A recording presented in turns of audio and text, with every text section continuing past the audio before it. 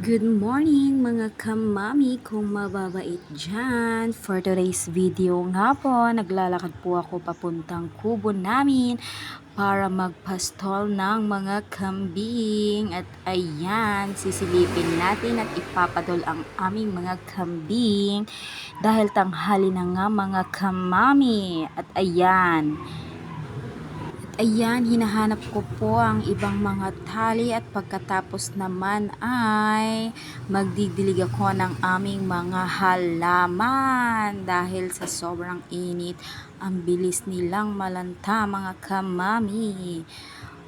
At ayan, kung napapansin nyo nga po ay isa-isa ko po silang pinapadol para hindi po sila makawala.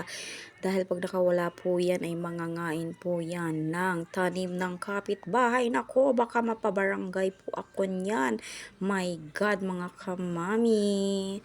At ayan, sobrang init nga po at kaya sobrang itim-itim ko na. Kaya wag na kayong magtaka dahil sa sobrang sikat ng araw ay lumalabas po ako para magpainom at magpasto. Katapos naman yan ay inayos ko na nga po ang hose na gagamitin ko para makapagdilig ako ng mga halaman na bougainvillea. Ayan mga kamami, talagang sobrang init at nakikita nyo naman yung mga bulaklak niya ay nagsilagas na. Kawawa mga kamami, dati sobrang ganda niyan kasi puro yan bulaklak, ngayon puro dahon na lang. Ayan.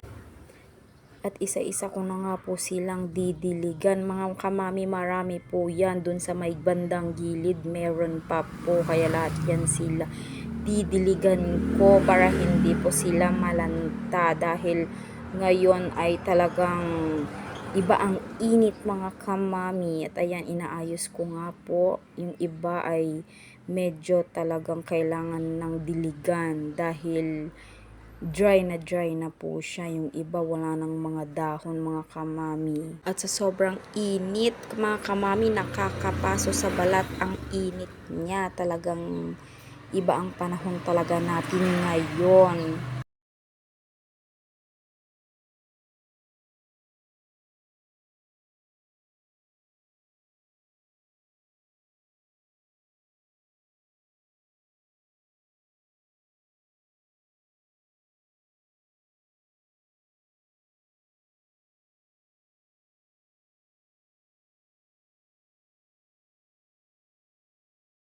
At ayan mga kamami, kung napapansin nyo, masigla na sila ulit dahil nadiligan na po sila. Ayan.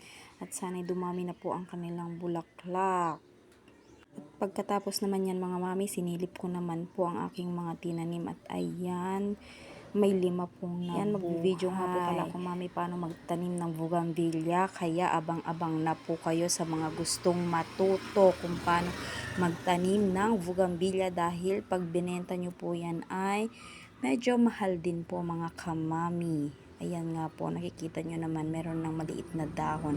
Buhay na po yan mga kamami dahil 1 buwan na po yan. Thank you for watching mga kamami.